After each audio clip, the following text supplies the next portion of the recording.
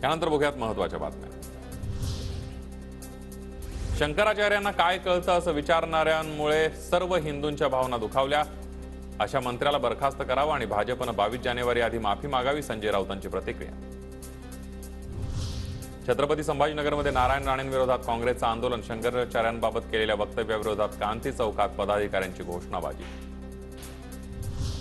रत्नागिरी सिंधुदुर्ग लोकसभा मतदारसंघासाठी शिंदे गट आणि भाजपमध्ये रस्सीखेच होण्याची शक्यता। निलेश राणेंचा रत्नागिरी सिंधुदुर्ग लोकसभा मतदारसंघावर दावा।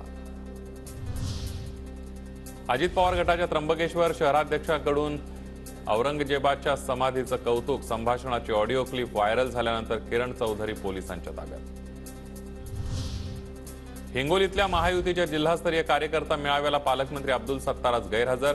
राष्ट्रवादीचे आमदार राजू नवघरे उपस्थित असल्यानं ते अजित पवारांसोबत असल्याची चर्चा सुरू झाली। धाराशिवच्या कौडगावमध्ये मराठा आंदोलकांनी अडवली तानाजी सावंतांची गाडी। आरक्षणासाठी आमचेही प्रयत्न सुरू, जीवाचं बलिदान न देता आरक्षणाचा लढा सुरू ठेवण्याचा सावंत यांचा सल्ला। पुण्यामध्ये हुंदाईच्या प्रकल्पाद्वारे 7,000 कोटींची गुंतवणूक होणार, फडणवीसांची हुंदाई कंपनीच्या एमडींसोबत चर्चा। शरद मोहोळचा गेम केलाय मास्टर माइंडला सांगा, मोहोळच्या हत्येनंतर आरोपीचा सहकारी कर्मचारी संतोष कुरपेला फोन केल्यानं संतोष कुरपे अटकेत।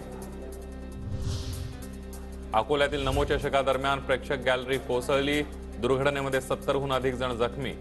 दगच-बारपुळा तालुक्यामध्ये घटना घडलेली आहे, तर जखमींवर जिल्हा सामान्य रुग्णालयामध्ये उपचार सुरू।